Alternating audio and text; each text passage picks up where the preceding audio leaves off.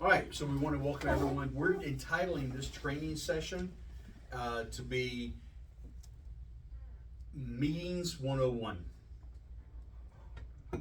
Meetings 101. We're going to go over the basics of having meetings. And the reason why we're doing this is we have several meetings coming up. And you actually have more meetings coming up than you realize. And so we want to make sure that, and this applies whether it's this time of the year or any time of the year, but we're going to go over it. The basics of what we're going to be talking about is Robert's Rules of Order. We have this book here in the office. If you need to reference something, you can look at this. Okay. Tom, what's out here on the bookshelf? It's on the bookshelf. And we use what's known as a hybrid model of Robert's Rules of Order. Honestly, most people do. Robert's Rules of Order is a way to conduct a meeting with a standardized, generally accepted meeting process. If you talk about Robert's Rules of Order, almost everybody knows what you're talking about. Okay? What types of groups use Robert's Rules of Order? Anyone with a board. Anything where there's voting to be done, quite honestly, right? Fraternal organizations. Fraternal organizations, sororities, fraternities use Robert's Rules of Order. Churches will use Robert's Rules of Order. A corporation, anytime there's a corporation, you'll use Robert's Rules of Order. It may be a hybrid, or you may have somebody who just flat out says, we're going to do this. There are people who study this, and they are known as parliamentarians. If you really want to understand some of this stuff, there are discussion groups online. CAI has a couple that where you will have parliamentarians part of the group, and they will explain how this stuff works pretty well. And it's kind of interesting because this is one of those things that does not change state by state. Okay, these are universally accepted truths, if you will. Okay, so good book. It's a good reference. If you got a board member who's just lost as a duck, let us know. We might be able to get them a copy of this. You don't have to say, here, you're really crazy, so read this. But you might tell them, I have a great tool if you would like to have it. Okay, and we can order them a copy. This is available through CAI, and it's like $6. You can also get them anywhere. Yeah, we you get can them get online. Cherry downloaded it on online. So, all right. So good book to have. All right. So that's going to be our basics for what we're doing. So the first thing we're going to talk about is kind of where this prelude that we did previously about different types of communities. What are the hierarchy of documents? What does that mean? Hierarchy of documents. It means the order in which they fall Supersede under each other. superseding each other. Okay, so what is the highest level of document we have? Federal government. The United States Constitution is the absolute highest. Okay, it's not even the Declaration of Independence, quite honestly. That was just how the country started. The U.S. Constitution is the literal highest document of the land. What would be the lowest? Declaration. Nope. Or no, rules and regulations. Nope. Word of mouth. Nah. Tradition might be the lowest. Okay. Well, we've always done it this way, which is not always right. Okay. Actually, the lowest one is policies and procedures. Okay, because they're less than even rules, quite honestly. Through that hierarchy, though, you go through all the federal, state, county, city, and you get down to the HOA. In the HOA, what are the three top documents in the HOA? Okay, let's do them in proper order. Articles of incorporation, bylaws, declaration. Why are they in that order? Because that's the order. The hierarchy. But what makes them? What makes that You have important? to establish the community first. Yeah. Okay, so the Articles of Incorporation, which is also sometimes known as a Certificate of Formation, because they changed that about 5 years ago. It's been longer than that. Okay, and it is what creates the legal entity. Junction Realty has a Articles of Incorporation. When we incorporated our business, we went through and did articles. Any corporation will have articles or a certificate of formation. Any association done probably after 1965, 1970 is incorporated. We actually had an association that was done in like 1957, and it was not incorporated because then legally it was not required to be. Now they make them be. Yeah, that was a little bit of a mess. We had trouble opening their bank account because we couldn't get the articles of incorporation, which proved they were a legal entity. So the second item would be The bylaws. the bylaws. Why the bylaws next? And what are they good for? Because it sets up the structure for which everything is to run. No? Well, it sets up the way administratively Yeah. the corporation's going to run. And we're gonna come over some of the administrative aspects of that in a moment. And then the third doc is The declaration. the declaration. And what is it used for? How things are supposed to be run. Day-to-day operation. Day-to-day How operation. the actual physical property, the asset itself, is ran. Okay? So you've got the bylaws cover the administrative side of the of the corporation. The declaration covers the physical property side. If you look at that, most declarations and bylaws will state in the event of a difference between the bylaws and the declaration, which one overrides? Bylaws. Almost always it says the declaration. Really? Almost always. Okay? And there are times you will see where it'll say, and Northcrest is this way, where it says that the in the bylaws it says you have to have 75% of the owners. In the declaration it said 67% of the owners to make a vote or whatever. So the declaration typically overrides. That is also part of the Texas Business Operations Code, which would be higher or lower than the association documents. Higher. Higher. Hierarchy of documents. Okay? So this is why when you're making changes, you get legal involved. Because there are other laws out there. We had an association once that only thought Property Code 209 was what they had to deal with. Because, well, 209 requires this and 209 requires that, and that's true. Property Code Section 209 deals with subdivisions in the state of Texas. But so does Property Code 207, so does Property Code 202, so does the Texas Business Code, so does, all of these other codes, and they were just flat wrong, and trying to convince them that was crazy, we fired them. Because they just would not listen. We actually told them to go away. That's how bad they were. And they gotta be bad. I'll tell them to go away. Okay? So, when it comes to the legalities, we talked about the corporate, the chart, and the bylaws, the declaration. Then underneath the declaration in an association would be what? Rules and regulations. Rules and regulations, policies and procedures, and then guidelines.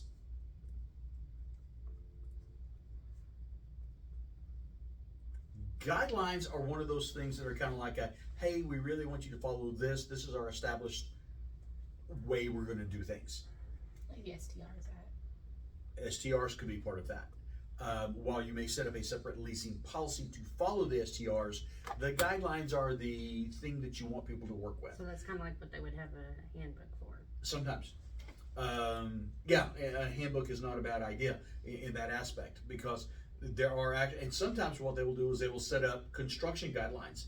When we had Windsor Point, their construction guidelines, how much stucco, how much could you use hardy board, how much brick, all of that was in the construction guidelines, physically attached as an exhibit to the declaration. But the guidelines, even though it was set up as an exhibit, guidelines can be changed easier than the declaration. Okay? One of the things that came up in our discussion yesterday with Johnson's Place is that their guidelines for their architectural committee was on solar panels, was put together by the architectural committee. They have a guideline in place. They recorded it back in like 2013 or something.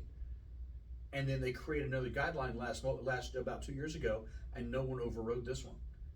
And no one recorded this one. So that one still stands. Yeah, this doesn't exist as far as the world is concerned. So we gotta clean that up for them, okay? Where would you find these documents of whether they are legit or not? They would follow the county. Okay? The law requires that if you make a change of any type to any governing document, all of these are known as the governing documents. And the law requires that if you make any change to the governing documents, they must be recorded in the county where the property is located.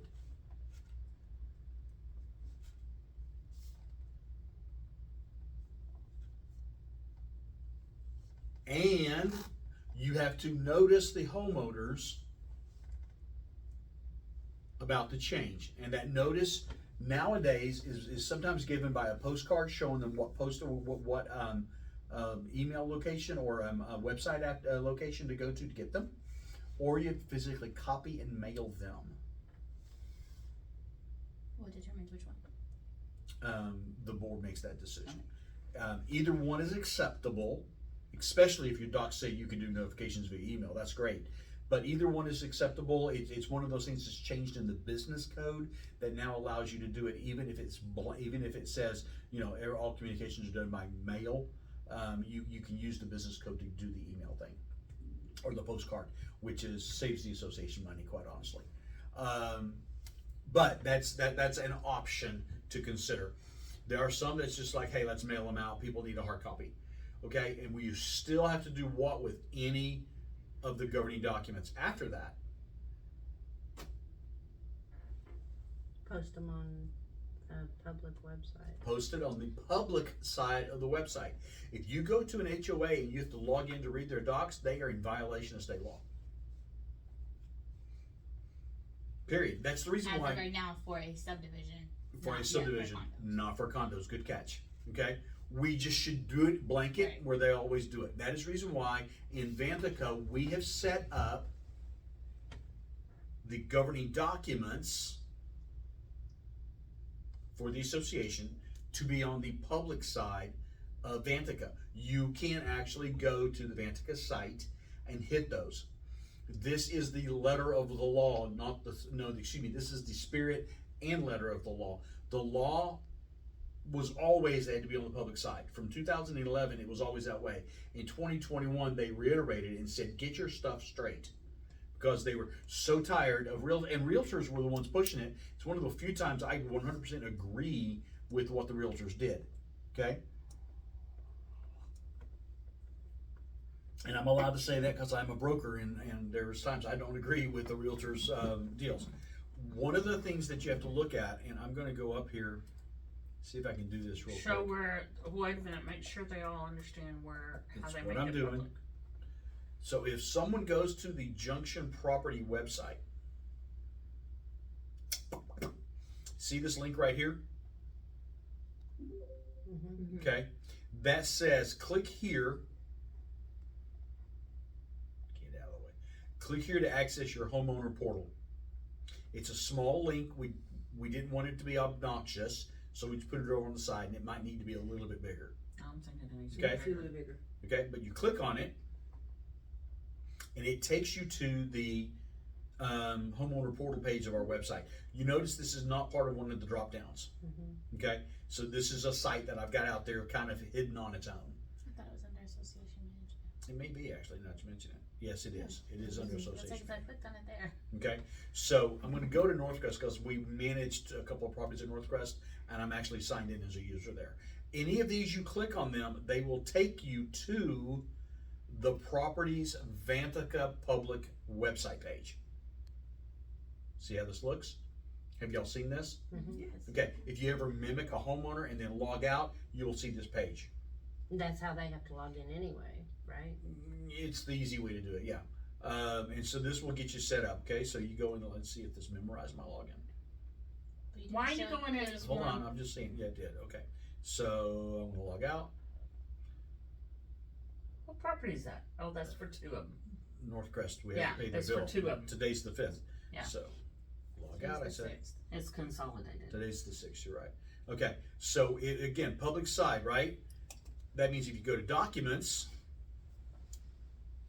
it has their governing documents set up so that it is available to everybody. For the homeowner. You're in as a homeowner, right? No, No, he I just logged logged out, Oh, okay. okay? This is on that public facing part of that deal. It is a website. Now, Northcrest also has a website, so we post it in both places for them. Okay, I am a firm believer that each association should have their own website. I believe that is what the law says. The attorneys that we deal with on a normal basis agree with my take on this. I also agree with that. I have one property who swears they do not need a website because they talked to another attorney that said that the portal is technically web-based and therefore is a website. But if you do not have it on the public side where everybody can get to it, it is not, it may be the letter of the law, but it is not the spirit of the law. Because if it's not on the public side, people can't get to it, even if you've got it online. Okay? I covered the way we did this, and the attorney said, not perfect, but it does cover both the letter and the spirit of the law. So it's better than not. Again, we all agree, there are just associations that don't want to spend the money. And honestly, I think we need to tell every one of our associations this is what we've been told when we're in the budget process. Because if they have a website, they may choose not to keep it updated. I've asked Northcrest about it since we've learned this, and they're like, let's just keep it. We got a lot of people going there and it's easier. Okay, but that also means we have to keep it up. And quite honestly, with Northcrest, when we do post that agenda that we talked about earlier, it makes it really easy. I've got a spot on Northcrest website that goes to, and it's part of my standard copy and paste for each meeting. Just change the date of the meeting to show that it's been posted. Makes it pretty easy.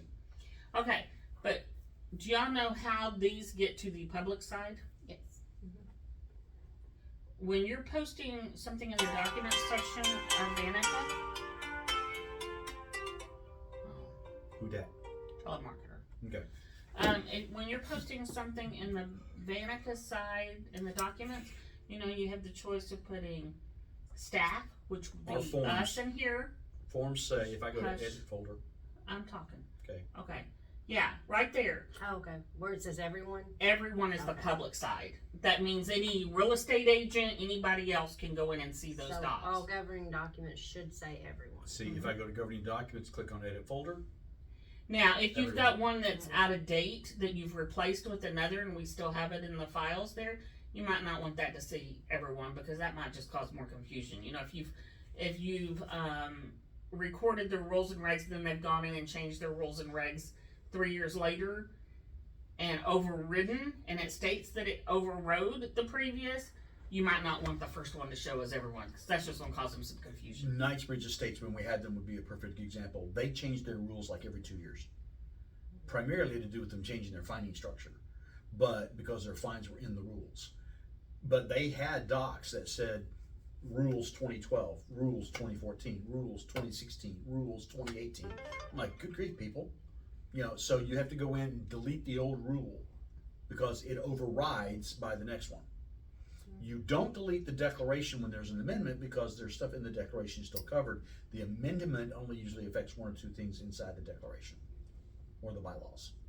Okay? And we keep the old rules. We don't just go, delete that file, it's no longer valid Right. anymore. We've got them on the server. Well, we're not using the server that much. But we can change it to internal. Internal in there. You would have to move it into a different folder. Well, no, you don't. You You cannot can do change it. the doc. You cannot do it by file.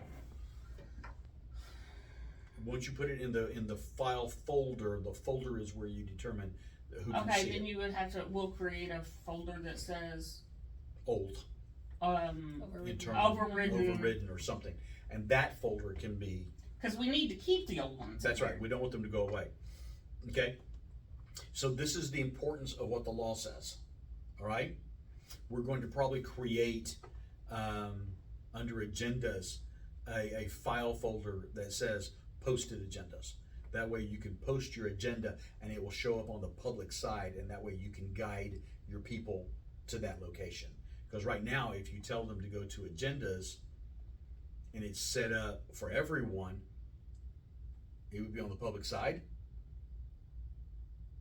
but they would see all of your agendas. So we're gonna have to create another folder for that. Does that make sense? Okay, all these things we have to do to keep things going. And so once we do the ones that posted agendas, do we move it to the other agenda once we post a new one? Or just leave them there? So Okay. we have all the list of the posted agendas. I would put, because odds are you're going to move things into the agenda as a Word document, but when you're gonna post it, you should make it a PDF. So you make it a PDF and put that in the posted agenda, and then you can delete that because the Word document will be under agendas anyways. Okay. Does that make sense? Yeah. Okay. Process. Okay? All right, so that takes care of that for now. Let's talk a little bit about the way a board meeting or an annual meeting works.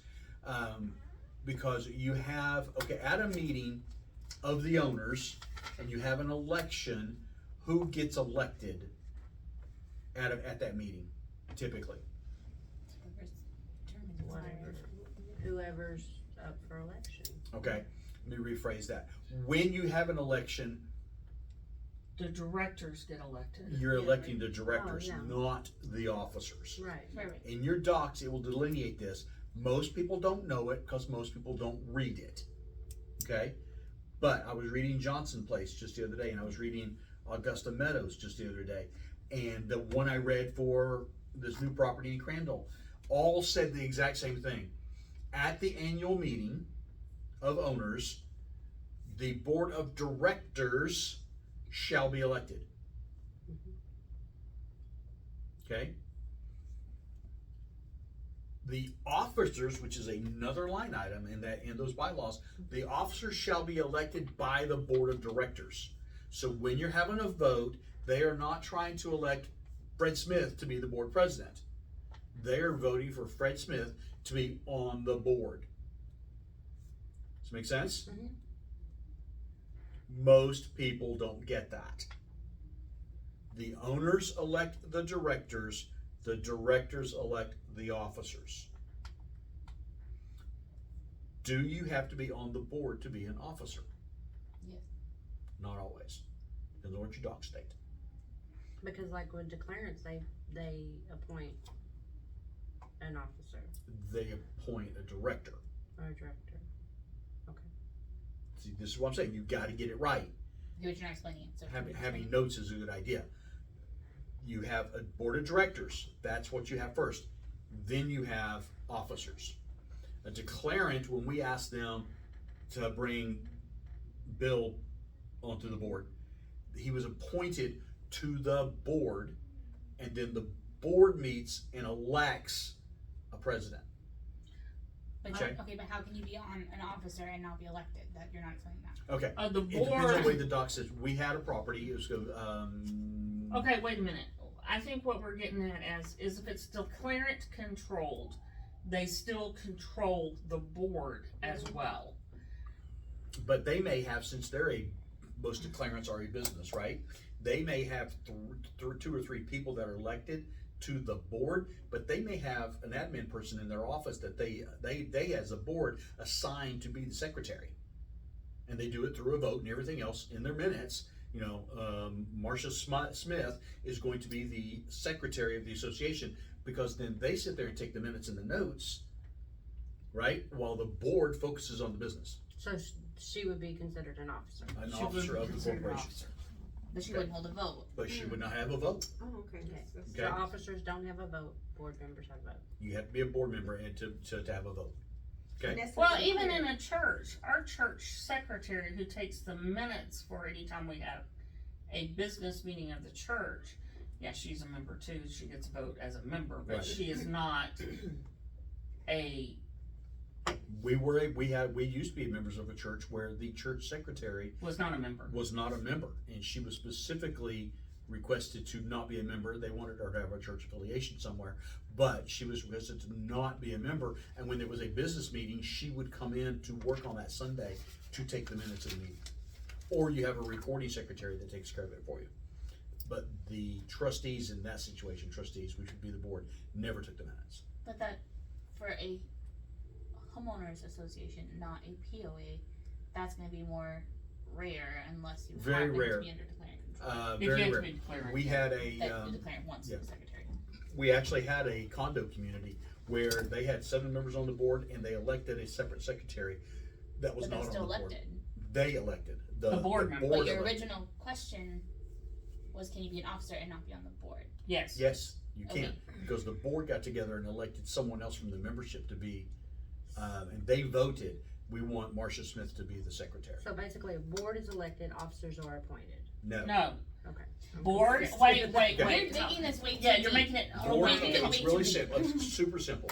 Boards are elected by the members, officers are elected by the board. It's just that simple. but you do not have to be on the board to be an officer. Right. 90% of the time, if you're not on the board and you're an officer, you're a secretary, because no one's gonna put a president. Yeah. Honestly, it's more like 98% of the time. I mean, it's a very high percentage that you're not gonna elect So we somebody can move on, else. because it's not Okay. gonna happen very often. What are the duties of, okay, so we talked about the secretary, we've kind of killed the duties on that one. What's the duties of the vice president? To support the president. To serve in the absence of the president, okay? What is the duty of the, and you can, where are these duties going to be listed? And they're, In the bylaws.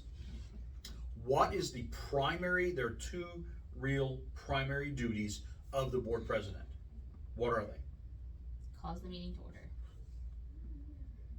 Which means he is the He Presiding presides over officer. the presiding officer, okay? He presides over the meeting. okay, how many And- times do you feel like y'all are starting your meeting? Frequently. You need to ask the board president, I've are been- you ready to call the meeting? I've been doing No, that's Northcrest, not- I've been doing Northcrest for 21 years. Okay? When we meet in here on the fourth Thursday of the month, I sit there and I look at the president and I say, Madam President, would you like to start the meeting at 7:03? She goes, yes, let's start the meeting at 7:03. Yes, ma'am. I write it down. Not my call. Now, mind you, I'm driving that, right?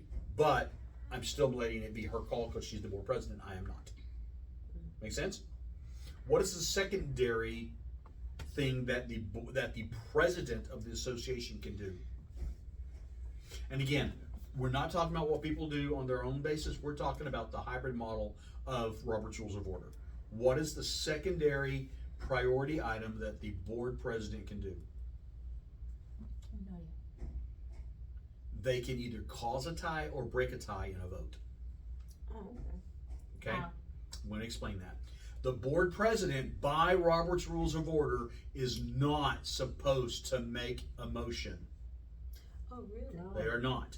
This is where people get screwed up all the time. A board president is not supposed to make a motion according to Robert's Rules of Order because they are the presiding officer. Okay? And that's good. Think about, and I don't know how many of y'all have sat in business meetings in church, but whoever's running it does not make the motion. What are motions used for? To call a vote. To call a vote, which leads to some action of the corporation, right? Okay, the board president, as the presiding officer, should not make a motion. Now, you can guide that. I've done it as the recorder person, right? And I would somebody they would say, well, we need to look at this and this and this, and I would say, so do we have a motion from someone to paint Whatever the it car, is, paint yeah. the carports at a cost of $5,500 using XYZ construction? And someone will say, usually, the words, so moved. I make a motion. Yeah, or but they usually whatever. I make a motion. I make a motion to do what John said. Okay. But you can guide that. But it's, I make a motion. What happens next? We need a second. Someone seconds it. Okay. You record who makes it. I've heard people say you don't have to record who seconds it. I disagree. You record who seconds it. And then, by Robert's Rules of Order, you then open the floor for discussion. You are not supposed to discuss everything before you have a motion because you have nothing to discuss. Again, we use a hybrid. We discuss like crazy and then we make a motion to go cover what we've discussed.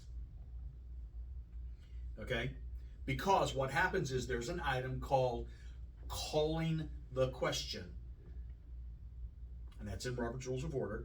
It is done when the conversation is just going way stinking too long. You have a motion, you have a second, then you have discussion, and everybody and their brother keeps beating a dead horse. Someone can say, Mr. President, I call the question, which means it's time to vote. And the presiding officer can then say, the question has been called, all in favor. It kills the conversation. When someone says, I call the question, it kills the discussion, according to Robert's Rules of Order. We do it the wrong way, quite honestly, but it's one of those hybrid things. That's usually why I call it a hybrid of Robert's Rules of Order, because everybody wants to hammer out the discussion before they actually make a motion. It's backwards, because most of them don't look at the stuff we send them in advance.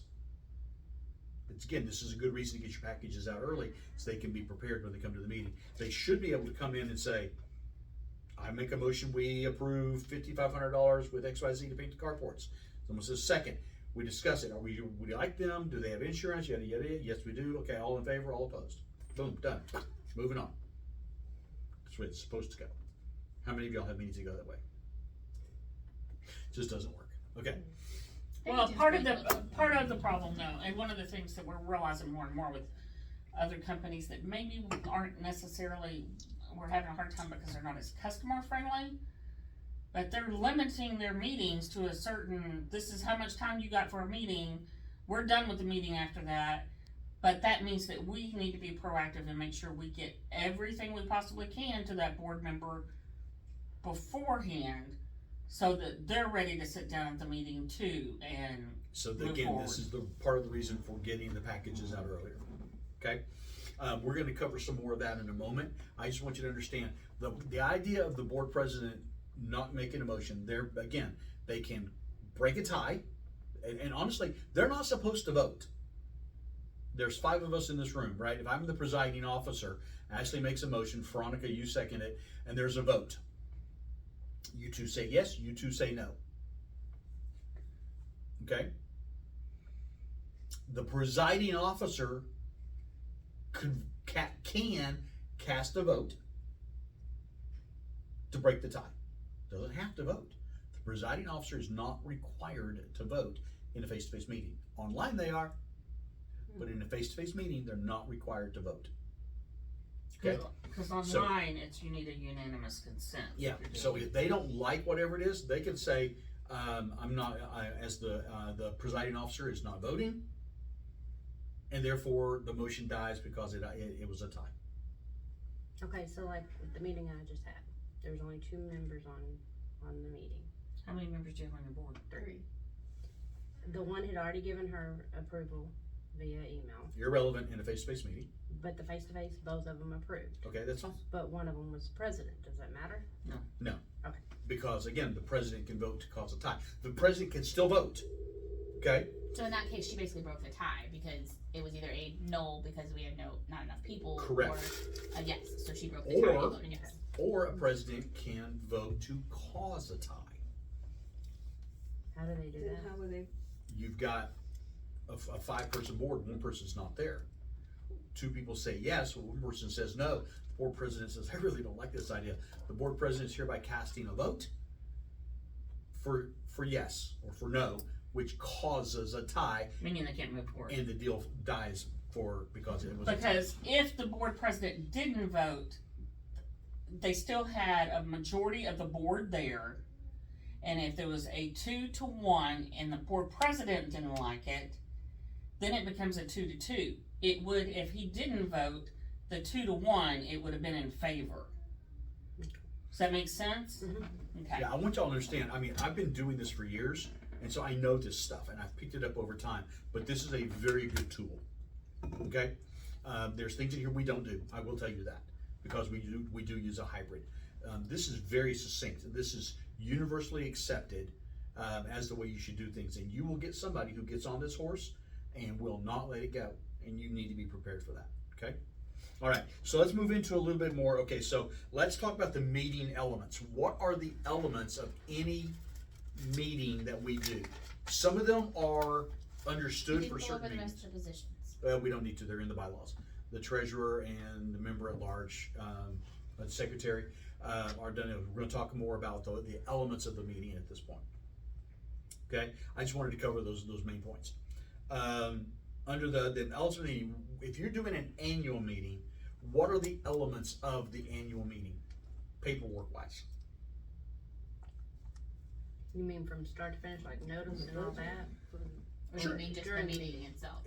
All of the above. Will you first, You now have a meeting date.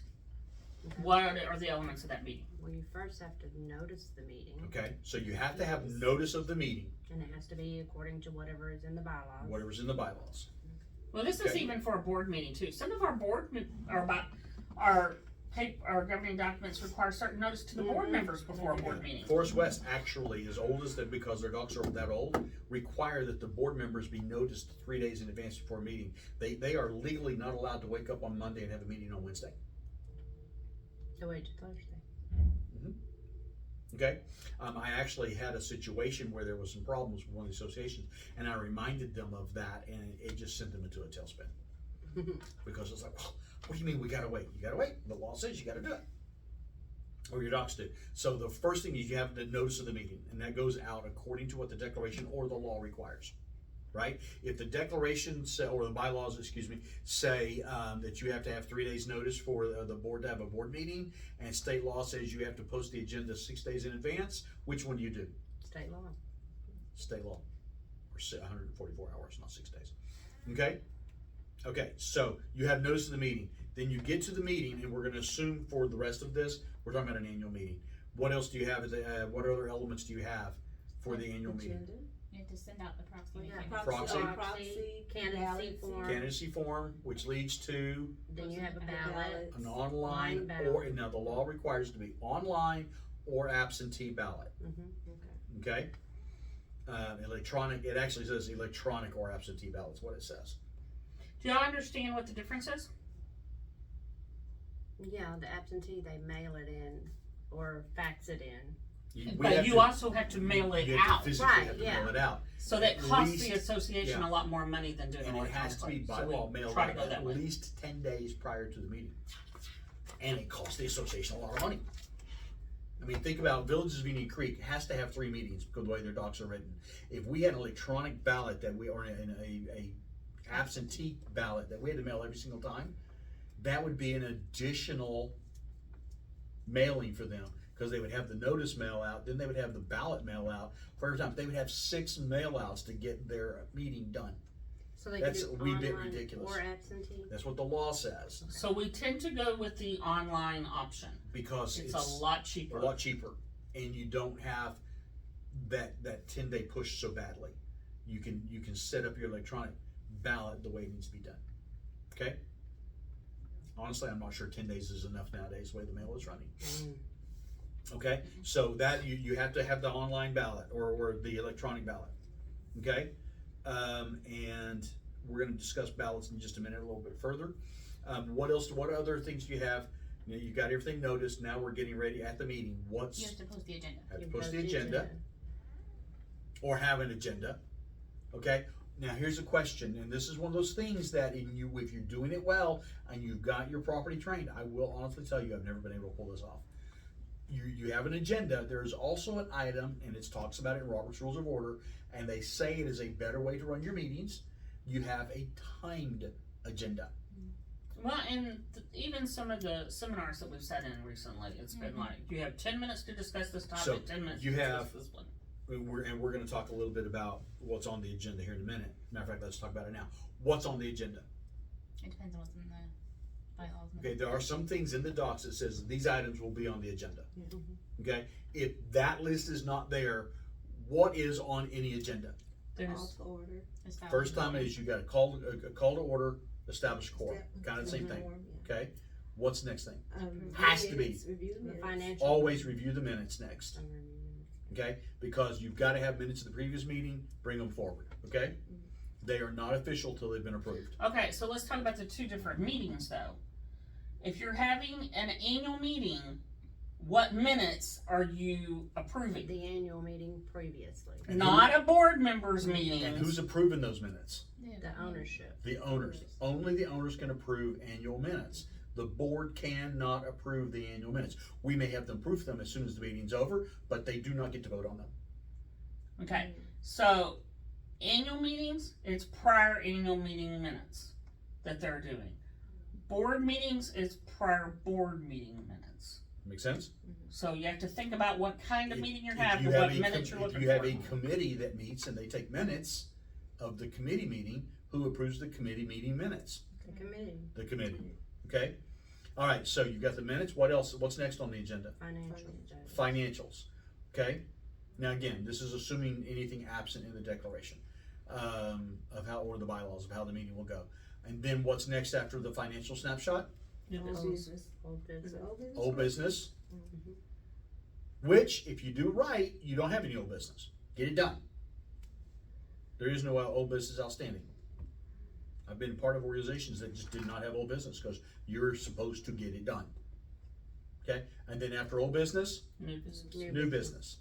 After new business, what comes up? And it's usually some sort of, A vote. well, you're in new business, you may have some votes, but then after that, on your agenda, you would have any questions, comments, whatever from, And this depends on your association because there are some associations that do not want to hear from their homeowners. The law says the homeowners have the right to observe the meeting, but it is a working session of the board and that's for board for a meetings. board meeting, and there are times where the owners just flat, they don't want them to talk. But at an annual meeting, you should always have a Q&A time. Somewhere, you call it Q&A, homeowner open session, open forum, some fashion to hear from the homeowners. Okay, It's their meeting, they have a right to say something. correct. However, by law, if it's not on the agenda, you cannot take action on it. How do you cover that Fred Smith comes up with a great idea, brings it up under open forum, now what do you do with it? You gotta wait a year before you enact anything on it? Don't you, Address. Take action is what's on there. Take appropriate action. Okay, that's why we put that on the agenda. I stole it from a city council meeting. Hear from homeowners, take appropriate action. That allows us to get it done instead of dragging it out. Does that make sense? Is that under Q&A? Mm-hmm. Uh-huh. Hear from homeowners, Q&A, whatever you wanna hear, open forum, whatever your agenda says for that item. Last thing on the agenda then is adjourn meeting. Do you need a vote to adjourn the meeting? No. Everybody tries to say, I'll take a motion to adjourn the meeting. According to Robert's Rules of Order, the presiding officer opens the meeting and closes the meeting at the call of the presiding officer. That's their job.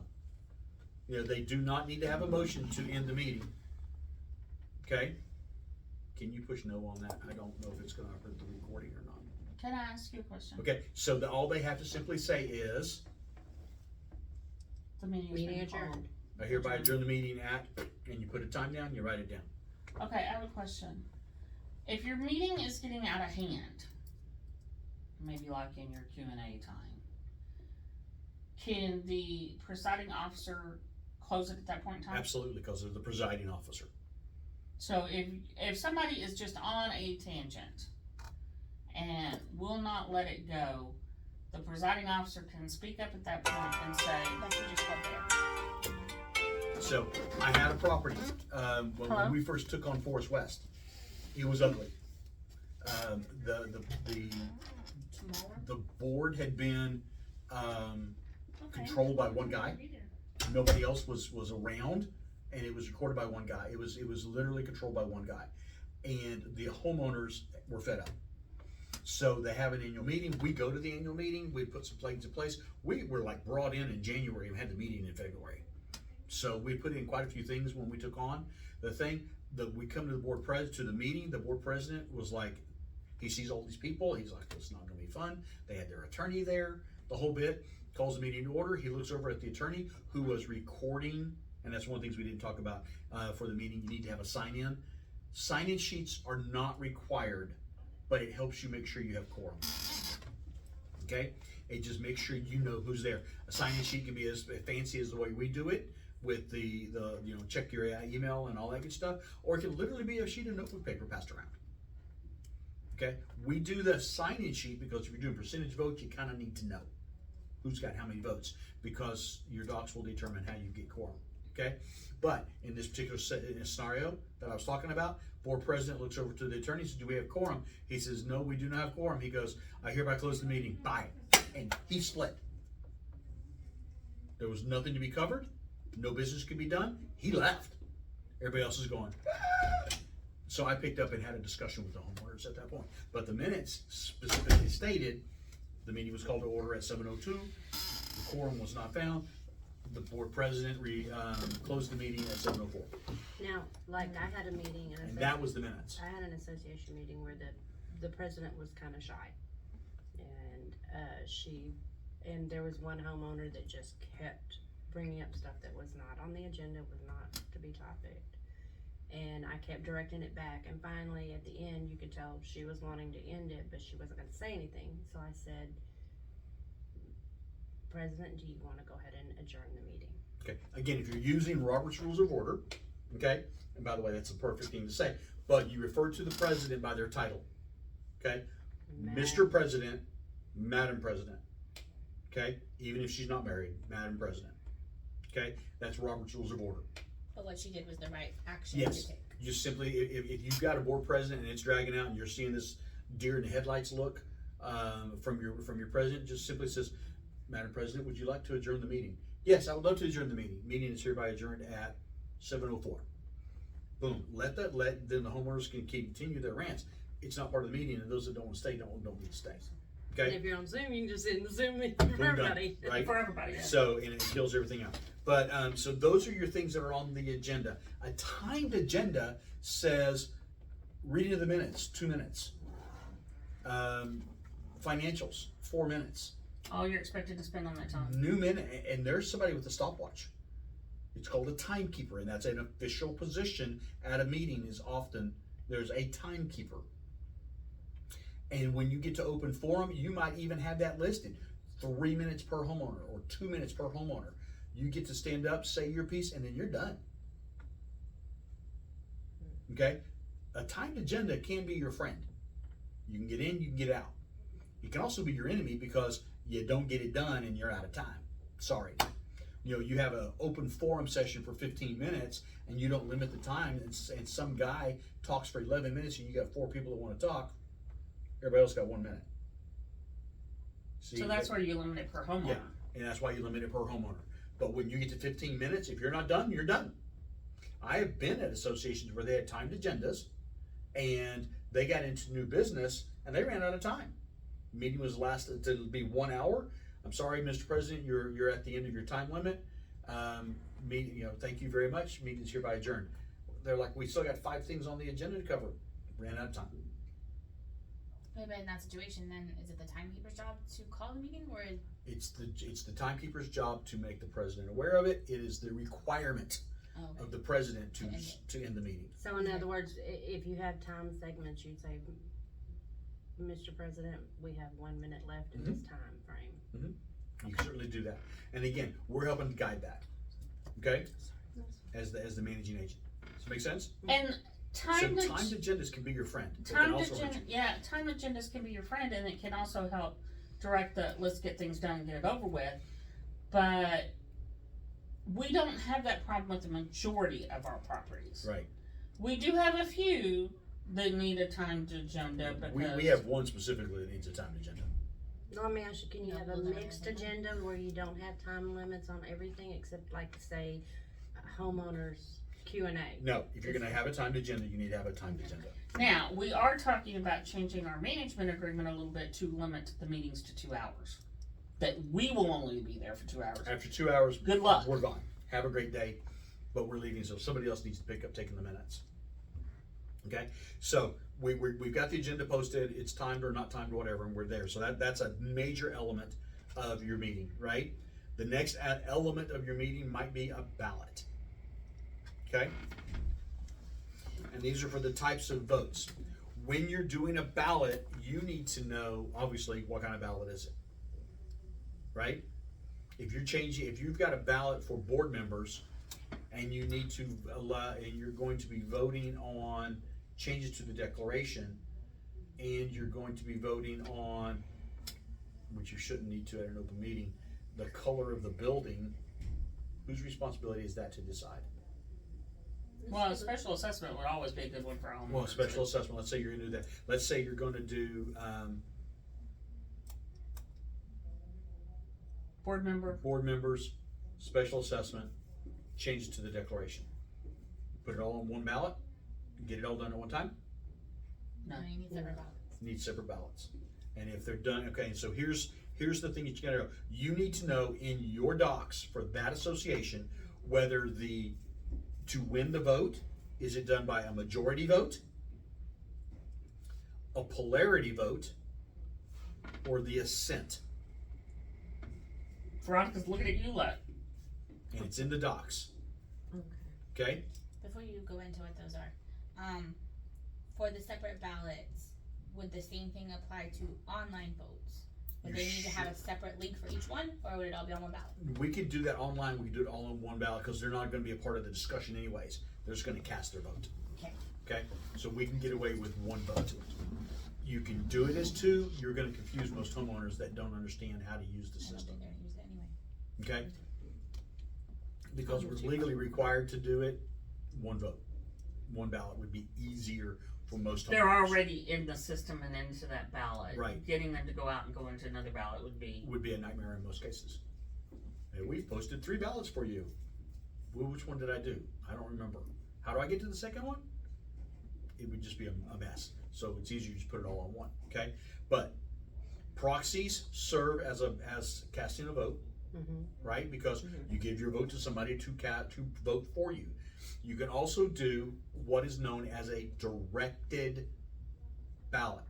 It's a directed proxy is what it's called, but it's basically a written ballot. And then you can do the online ballot, and then you can do the physical ballot at the meeting. Okay? These are all the types of ballots you have. But you need to know, does your requirement require a majority?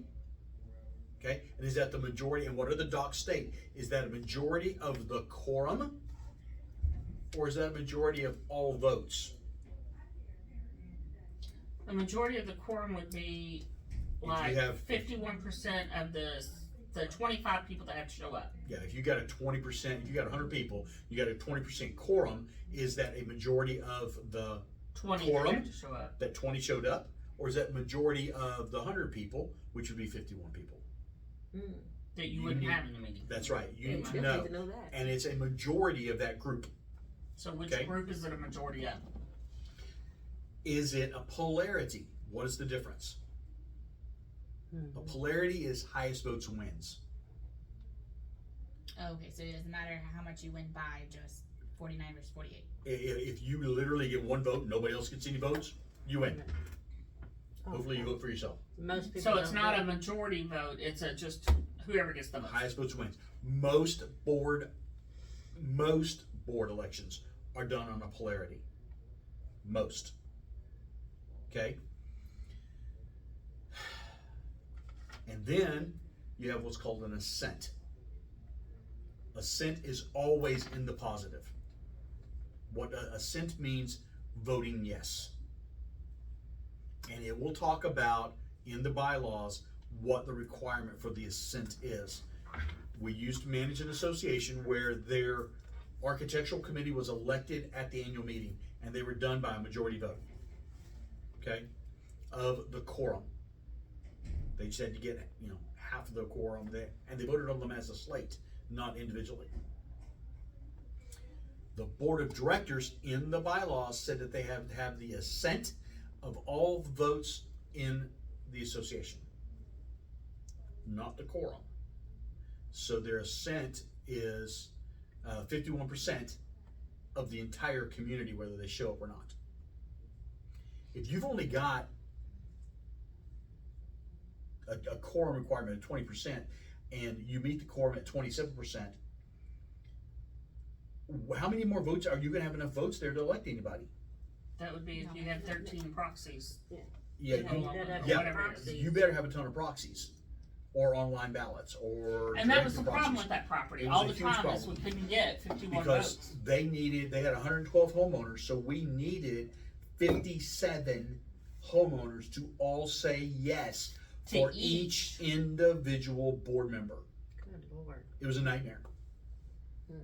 Who wrote those docs? I don't know, but it was a terrible set of docs. Okay, We ended up always having attorneys come in too to to keep their Handle thumbs on top of it because it's a mess. Mhm. Okay, but again, it's what the docs require. Okay, so majority, polarity, or assent, and it will determine by what's in your bylaws. Okay, then in the meeting you have decisions that are made. This is in your annual meeting. This is in your board of directors meeting. Okay, you have decisions that are done. Right? What's the process for getting this decision done?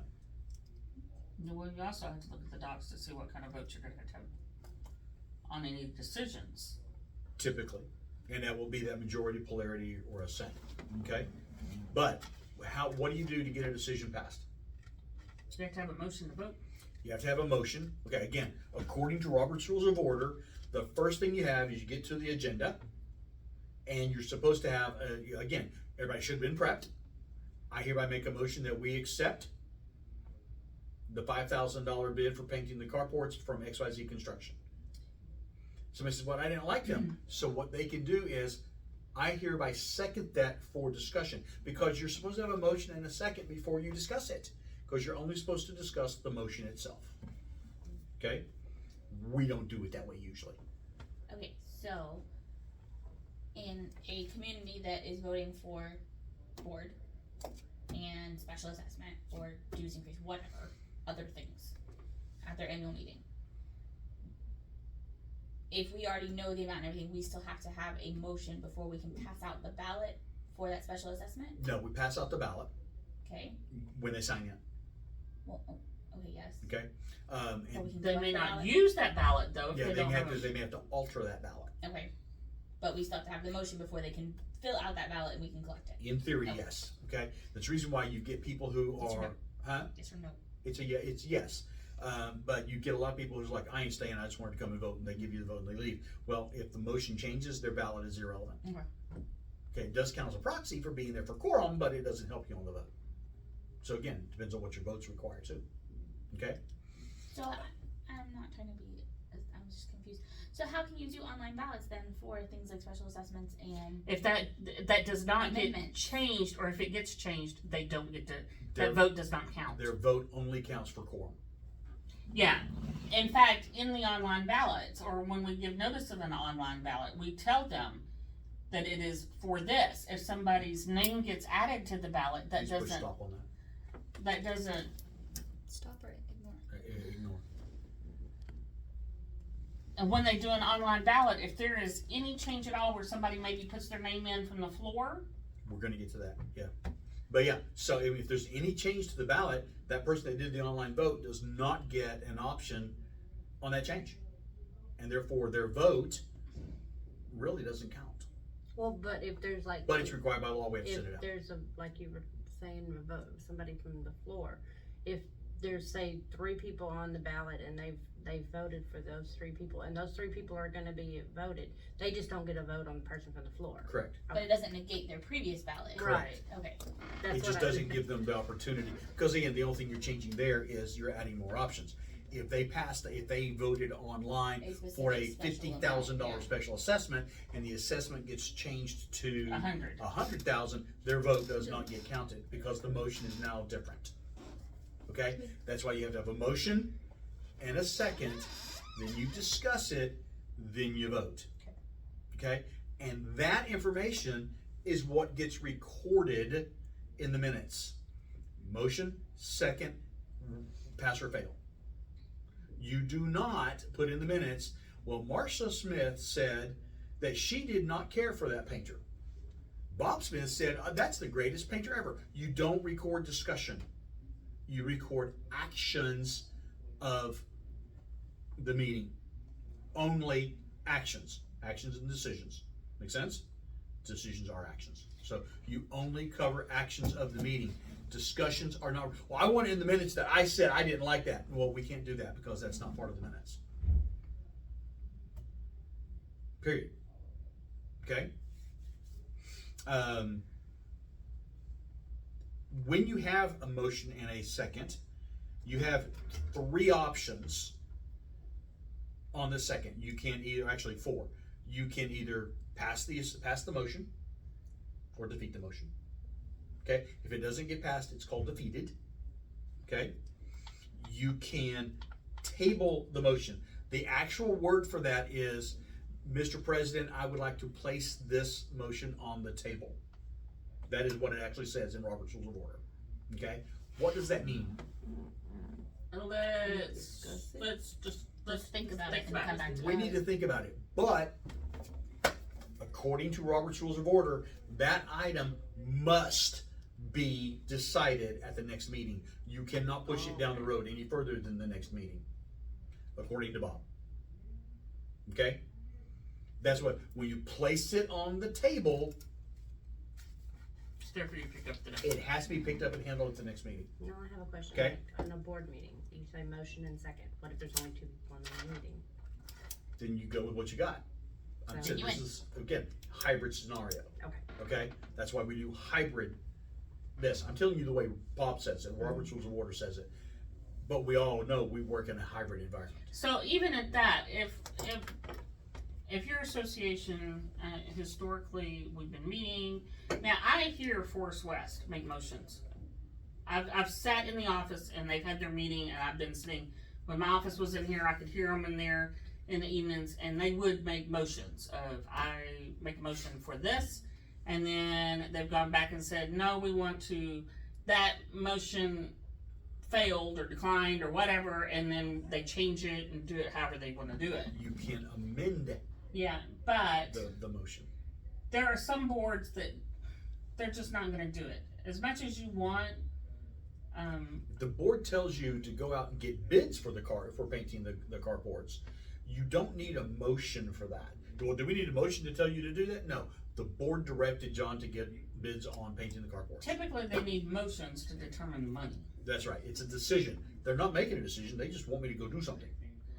But you Right. are going to have some board members that there is, and I don't want to say them on the recording, but there are a few that are individually controlled associations.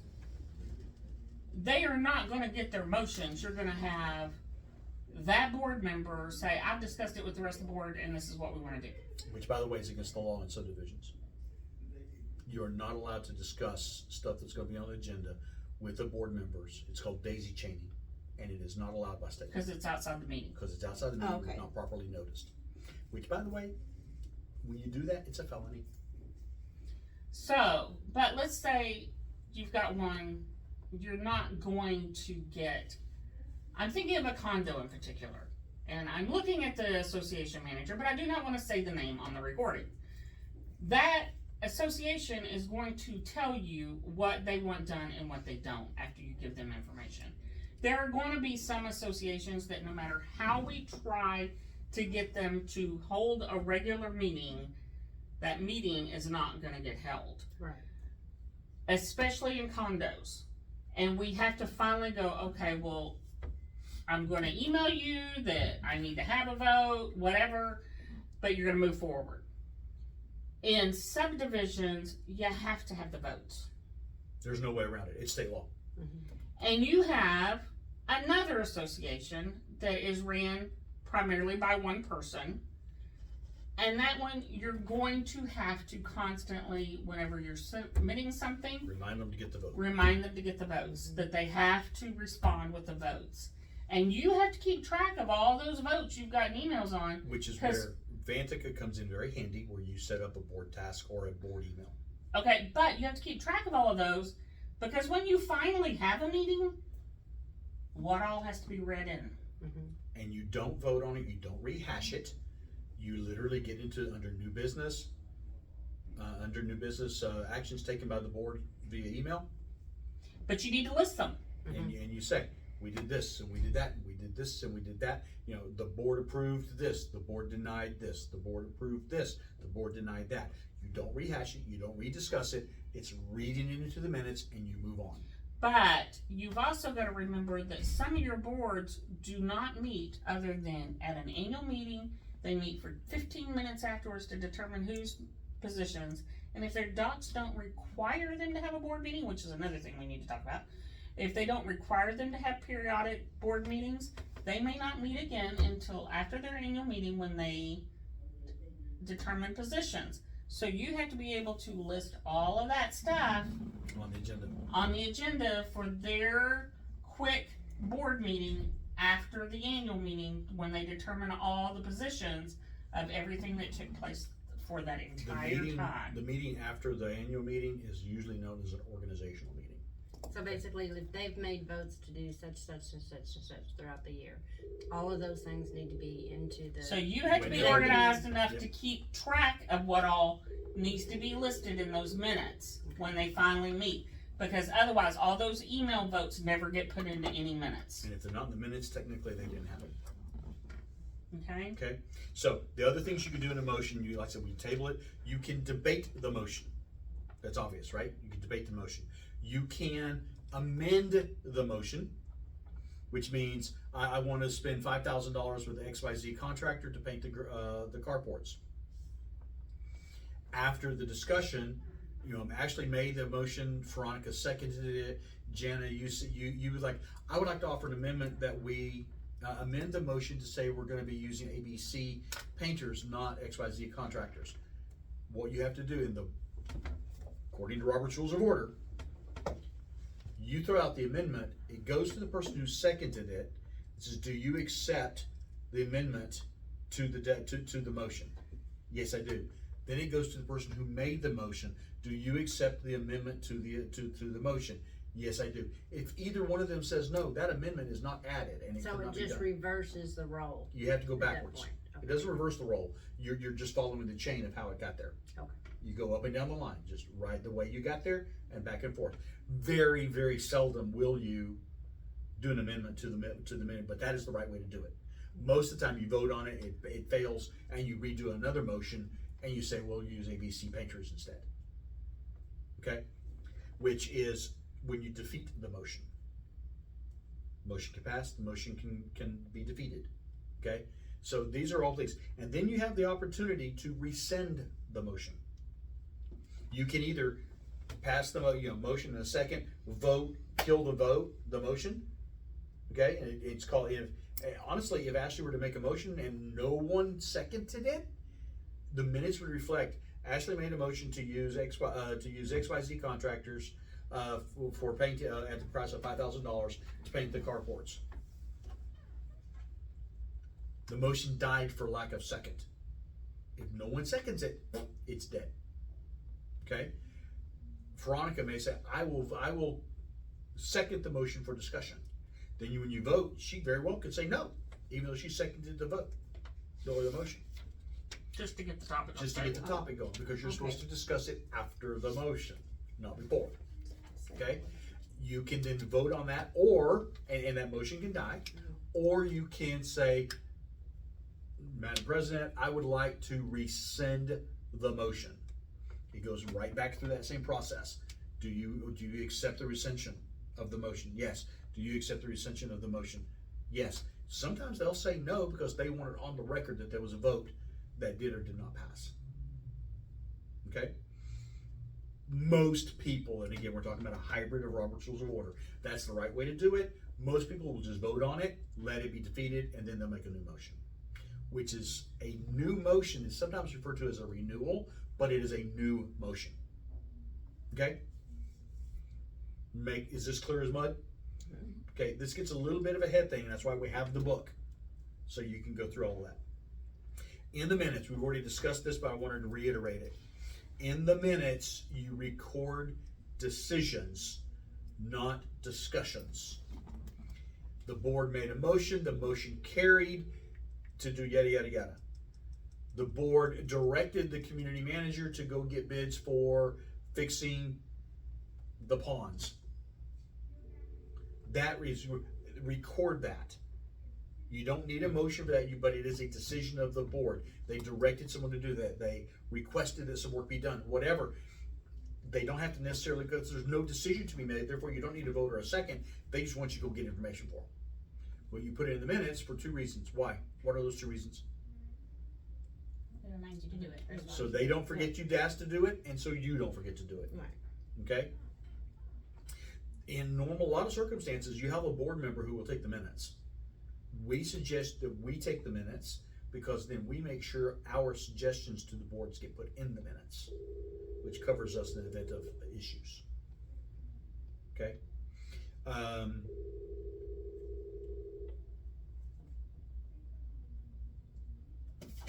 was going to say, I know I've got more notes. What's okay? What is required for you to have meetings? And this is our last topic. What is required for having a meeting? I mean, what types of things make you have a meeting? Either the documents that you have. The docs, okay? This is what Sherry was referring to a while ago. The set that I read yesterday for this potentially new one in Crandall, it says literally the board of directors shall be no less than annually. How do you meet less than annually? You like never meet, right? We have some docs that say the board will be quarterly. Yeah. Some docs say quarterly. Some docs say monthly. I have a monthly meeting with one of our associations, but their docs don't require it. They meet traditionally. And I can't shake that tradition. I've tried, and I cannot shake it. Okay? But you go back first off to what the docs require. The bylaws will typically be where that information is at. Okay? They may pass a rule that says they're going to meet ever so often, but the bylaws are the main place that information is going to be. How often do they meet? Quarterly. Our contracts typically state that our managers will be at their, and this is one of the questions I ask them when I'm bringing them on and I'm making bids, is because that affects the bid. You know, if we're going to be going to a monthly meeting, we're going to charge them a whole lot more than if we're going to a quarterly meeting. Right? So the meeting itself will, that's determined about how often you have a meeting. What other things would come up that would cause you to have a meeting? That might, maybe you're only supposed to have one meeting a year. A special assessment. Special assessment would be what kind of a meeting? A board meeting or an annual meeting? Board. Or a meeting of the association? Depends on what's Depends on the required. docs. Depends on the docs. Some associations can pass a special assessment without talking to the membership. Some people can pass a certain amount. I had an association years ago where the board could pass up to $20,000 without getting a vote of the ownership. We have some associations where the board can just pass a special assessment and move on down the road. And most of them, though, require what? Vote of the community. A vote of the association. Okay? What else? So special assessment, very much a big one. What else? Changes to the documents. Okay, again, special meeting. Okay? Changes to the board if someone resigns. No, that does not, it is probably, you can do that actually electronically. You don't have to physically meet, but you do have to take a vote if you're going to appoint someone to fill the position. Okay? And then that is read into the next minutes. Okay? So yes, you can do that. I'm dealing with that right now with an association. The board member sold their unit, so therefore can no longer be on the board. When you get an appointment on that, you must, according to Robert's Rules of Order, you are required to re-elect the officers. The board president leaves, you are not appointing someone to the board to be the president. They may well end up being the president, but you're not appointing them to be the president. You're appointing them to be on the board. The board gets together and recasts the positions. Okay? I learned that one from watching the Dallas Independent School District meetings, because they had someone who got resigned. They filled the position, and then they undid 7 months worth of work because they never recast the positions, and the presiding officer wasn't legally accepted. That could be not fun. So do they have to call a organizational meeting to recast, or can that be done over email too? That you should probably call a meeting. Okay? The requirement on that is kind of silent, but it's probably better to do that in a meeting. Okay? I have some that vote by email. We've got some associations that vote by email on those. Yeah, but nowadays you can call a Zoom meeting and it's And you easy jump enough. on, you're on for 3 minutes and you're off.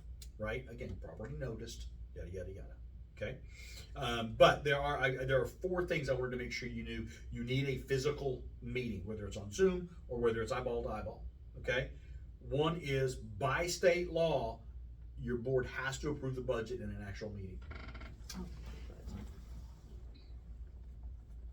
I say that one because what season are we in? Budget season. Remember I told you that some of this is going to affect your schedule? You're gonna have to get the people online. Now, somebody says, well, I can't make it on that meeting. If you got 5 people and one person can't do it, schedule a Zoom meeting. If they're not there, you still have 4 out of 5 for quorum. Just pull the trigger. Just They're make sure you all- have quorum. Yeah, they're all gonna pretty much approve the budget in advance anyways. You're gonna call the meeting to order. You're gonna have one item on the agenda. The board is gonna vote to approve or disapprove the budget. All in favor, all opposed, motion carries. Adjourn the meeting. So no, You're in and out. You create minutes for it, but you're in and out. this is different than what it's been in the past. No, it's required by law. We just haven't really been getting our association to follow it very well. It's kind of like we have those associations where they don't have a meeting all year long. So, fines, technically, if you're gonna do a fine or a fine waiver, you need to have an eyeball meeting or a meeting of the board. What, a fine For or? fines, a lot of docs will require that you have to have for actually doing fines, unless you have a fining policy. That's why the policy is so important. Okay? If it's silent, you have to have a meeting about it. If somebody wants a hearing with the association for an architectural violation, and there's a lot that goes into that meeting. If you get an owner that wants to contest the decision of the architectural committee to the board, you need to get with me about making sure we cover everything, because there's notices, there's package information, there's all kinds of stuff that has to go out. And I have a question on that. Where you talk about hearing, because a lot of our fine notices are coming out with another notice attached that says hearing. Yes, it's And required by law. So, okay, so even if they get a fine, then they have to have a meeting. It is. They do not. No, it's not a it's telling them they have the ability to They have a have hearing. the right to request a hearing. They don't have, you have to by law tell them they have the right to a hearing. You don't have to have a hearing, it's just that they have the right to it. So if they totally disagree with whatever violation you gave them, they have the right to be heard, is basically what that letter is saying. Okay. So that letter is saying, you're being fined, this is where, if you don't agree with this fine, if you're not gonna correct this fine, you don't agree with this fine, you can go in front of this group of people to be heard. And that's what the law, state law requires. So if they come in, so if they ask for a fine waiver, then we have to have a No, meeting. Not a no, waiver. no, that is two separate That's things. what you said. Yeah, but No, you did that's say, not what I yeah, said. you did, No, you that did. is not. That's what No. y'all heard, that is not what I No, said. that's what you said when you said if you don't have a fining policy, Yeah, okay. and So, that's where. when you ask for no, I said that was for fines and violations, but if they are requesting, they have to request a hearing. That's what, hearings are at request, they do not automatically happen, and that's what I said. When you said, well, it states in there, yes, it states they can have a hearing, but they have to request it. They still have If to. all they say is, I would like to get my fine waived, you take that to the board votes on it any time in executive session. We'll talk about that shortly, Even if they don't have a finding policy. even if. Okay, but if they come back and say they want, this is where their meeting has to be required, is if they come back and say, I want a hearing about this fine, then you have to schedule a meeting with the board. And you have to schedule the meeting. Most of the docs will actually state in how quickly you have to do that. If some guy paints his house in violation Hot meat. of the declaration without getting architectural approval, and you tell him he has to undo that, and he says, I would like to have a hearing with the board, by law, you have to have a hearing with the board, and the board has to meet. They don't have an option not to. What will be the consequences if they do? They could be sued. They can be sued. Okay. And they're in violation of the bylaws and state law, and they could pay attorney's fees, and they could automatically lose, and they gotta let it stand, and there's lots of crazy stuff that can happen. But thought is it it was just a fine. is it like the fine though, where they have to specifically say I want a hearing, or can they Yes. just say I don't agree with this? Is there someone I can appeal this to? Does that require a meeting as well, or can then an email When be they sent? say, can I appeal this, then they have to have a hearing, cause that's what the appeal Okay, is. so no, is so a hearing. appeal or hearing constitutes. But that's basically what that letter says. When we mail them that letter, it says, you have the option to request a hearing. But if they If do they not come say, back, if they do not request a hearing, it's no big deal. If they request a hearing, then, and they have to put that request in, actually, they don't have to put that request in writing. If they contact you and say, I want a hearing, then you have to email the rest of the board, or the board, and say, XYZ homeowner has requested that they have a hearing for this particular fine. We need Or to schedule a violation, meeting. or whatever. Yeah, or we need to schedule a meeting. You might put XYZ homeowner verbally requested so that we have a tracking of how we got that request. But if they request at all, whether it's verbally or in writing, Get the meeting scheduled. we have to get the meeting So they scheduled. But that say- again is for a fine for a violation. No, that is for an architectural. You were saying violation though, and that's She what I'm used getting it as from- that, but it's interchangeable. There's no only this or only that. If there's a request for a hearing, you have to have the hearing. Okay, but you're not answering. That is for a fine as well. Okay, I'll ask my question later because obviously we're not getting there. What's the No. question? Get it out. Hurry up. Go. I can't talk when you're yelling at me. Go. If you said to Jana, if they say I just want my fine waived and it doesn't require a hearing, Correct. No, it does not. It requires a vote. then that is a vote. Fine, that's an email situation. They have to request to be heard or to have Yes. a hearing for that situation. Mhm. But then you said they're interchangeable, but that same situation does not apply for an ARC request because someone could say, I don't necessarily want a hearing. They're just saying, I don't necessarily agree with this. Does this go to the board? It has to, and therefore has it's a to. hearing. So then it becomes a hearing, and that's what I've been trying Automatically. to ask. And you'll keep going back to fines. Well, it's Okay. Yeah. The Both- fines and the architectural hearing are the same thing. It's the same process. You have to have one. That is for if, okay, I get a fine It's not- for, okay, I think what we're getting confused on. I get, I understand it's fine, move on. no, we're gonna make it real clear for everybody to make sure we're on the same page. I get a fine because I have put, solar panels on the front part of my house when the property has a policy solar that says panel otherwise. policy that it has to be in a certain spot. Or approved. Or approved. I get a fine because I did not get an ARC. That's my fine. I can ask for that fine to be reversed, and I can have my solar panels moved. So a waiver, a reversal of that fine charge only requires a board to vote on reversing the charge. I don't agree with it. The sun comes through. I got too many trees in the backyard. I don't want my solar panels on the back of the house because it's blocking the sunlight. It's not doing me any good. I'm going to leave them on the front.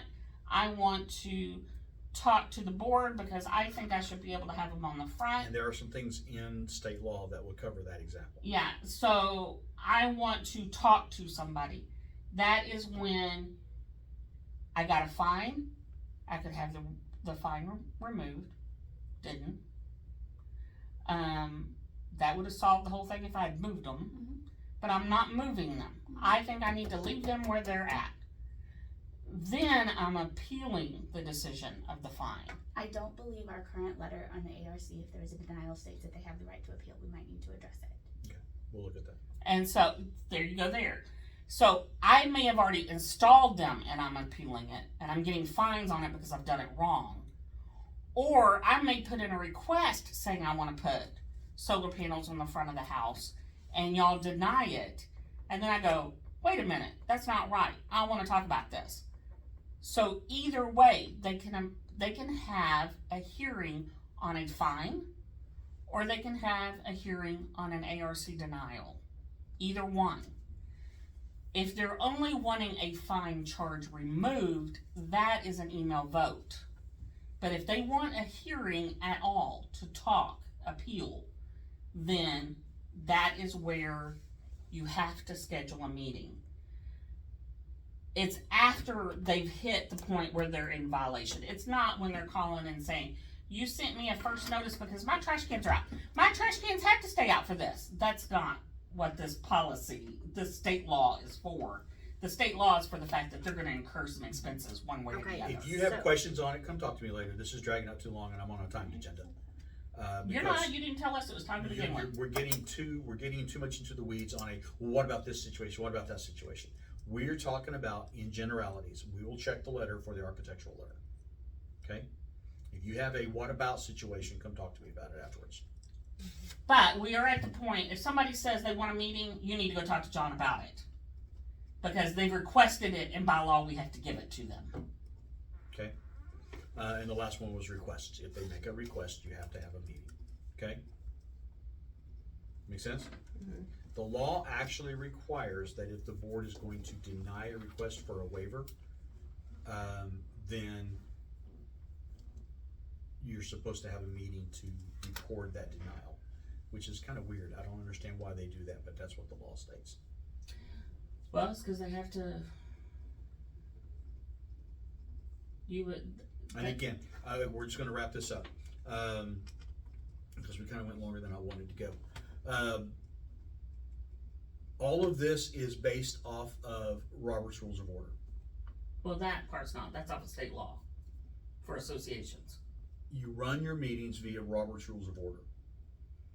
Okay, the biggest part you have to remember is in running that, it deals with the hierarchy of documents. If your policy says one thing, but state law says something else, you go with The law. state law, State law. okay? If there are certain things that people can say, you don't, and again, you gotta understand the concept behind these this hierarchy as well. If someone comes and says, well, I have the right to make comments at the board meeting, they do not. Well, you're squashing my First Amendment rights. No, we're not, because we don't give you First Amendment rights. That's done by the United States government, and only the United States government can squash those rights. Does that make sense? Makes sense. Hierarchy of documents are important. Okay? Any last minute questions on Robert's Rules of Order, processes of meetings? Okay. Then let's go ahead and stop the recording.